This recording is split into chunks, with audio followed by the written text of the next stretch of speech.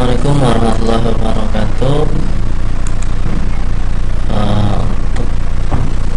Ketemu lagi di pembelajaran matematika. Kali ini kita akan membahas tentang penyajian data.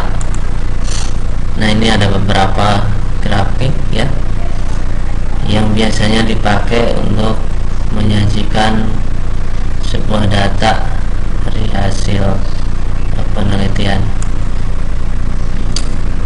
Tabel, ada tabel data tunggal, kemudian ada juga tabel data kelompok, nah seperti ini.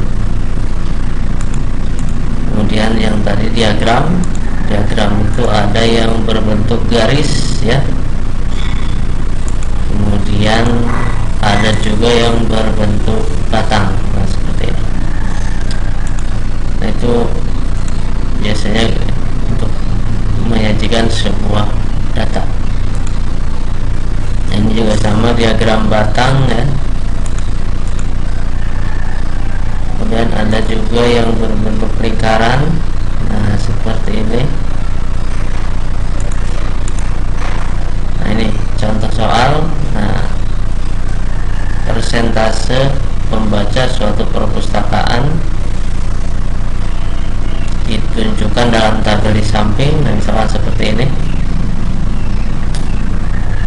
Jika pembaca buku cerita 135 orang, jumlah pembaca buku pelajaran adalah ini. Nah, di sini belum ada persentasenya ya. Berarti kita cari keseluruhannya dulu, ada berapa, nanti dijumlahkan dikurangi yang sudah ada.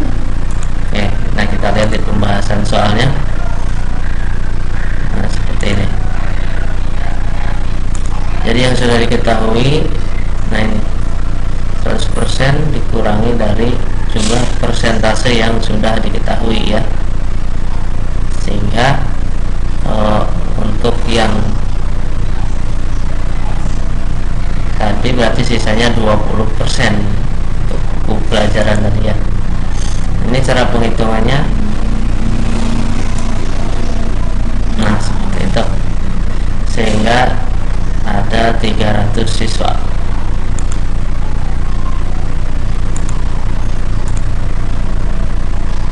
Nah, kemudian di sini misalkan ada diagram batang. Ini ada dua warna yang berbeda ya. Nah, yang satu untuk betina, yang satu untuk jantan. Ini mengenai banyak sapi potong yang diterima seorang pedagang dalam 1 tahun. Pertanyaannya di sini 3 tahun pertama ya, jumlah seluruh sapi potong jantan. Nah, berarti terhadap warna yang ini 3 tahun pertama berarti 2004, 2005, 2006. Itu tinggal dijumlahkan saja ya, seperti itu. Nah, ini tabel frekuensi, ada frekuensinya. Jumlah tenaga kerja yang berusia di atas 39.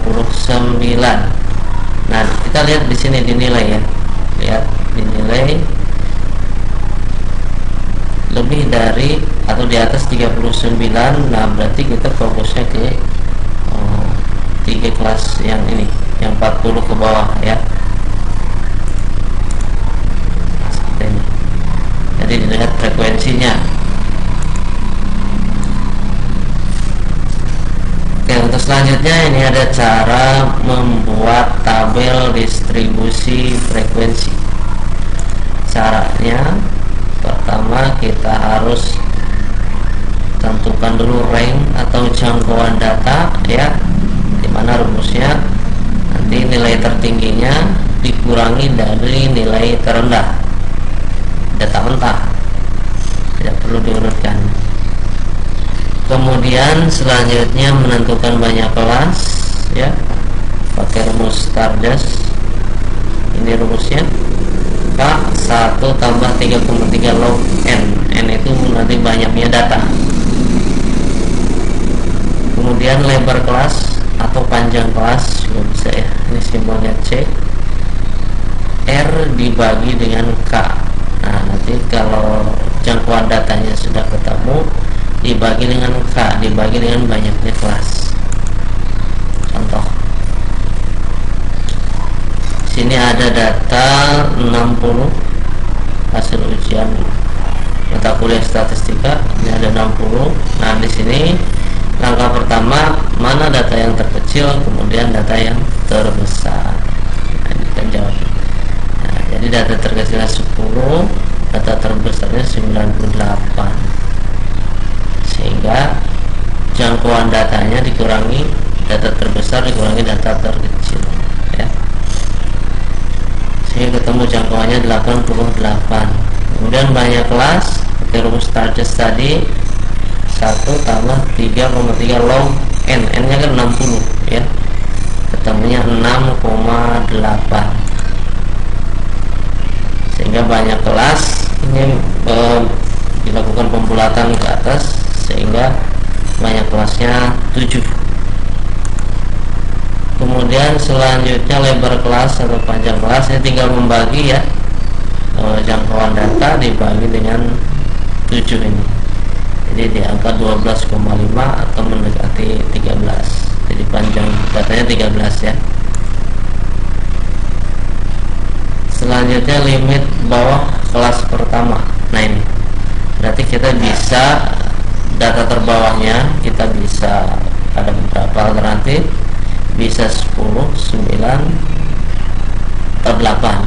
Ini untuk data terendah, interval bawah.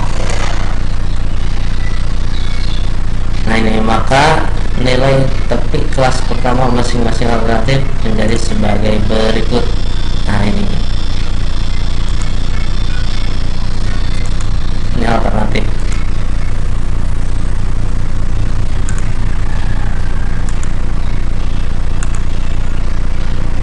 Nah, ya. Nah, ini untuk yang atas 9, 10, ya, berarti kita bisa mundur ke 9,5, ya, interval bawahnya. Yang ini juga kalau kita ambil yang 9 sampai 21 berarti kita mundur 0,5, ya, bisa 8,5, begitupun yang 8 menjadi 7,5. Yang atas juga sama, ya.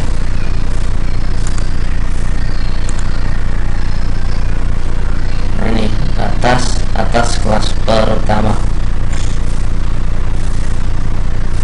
13 tadi itu panjang kelas, ya. Nah, ini limit. Nah, nanti untuk pembuatan tabelnya ini ada beberapa alternatif, bisa seperti ini, ya, atau ini, atau yang ini. Misal dipilih alternatif yang kedua 9 sampai 21. Kemudian ada istilah nilai tengah, yaitu batas bawah kelas tambah batas atas kelas dibagi 2. Contoh tadi misalkan 8,5 tambah 21,5 dibagi 2, ini maka nilai tengahnya adalah 15.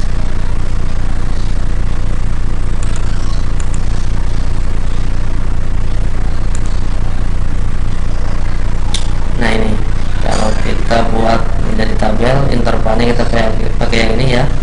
Di batas kelasnya 8,5 sampai 21,5, sehingga nilai tengahnya tadi 15, ya. Ini dijumlahkan dibagi 2. Kalau frekuensinya tadi lihat di tabel itu, ya, kita lihat yang angkanya berada di interval ini itu ada 3, ya. Nah, totalnya ada 60. Data-data yang tadi bisa disajikan juga seperti grafik ini. Nah, ini frekuensinya 3, 4, ya.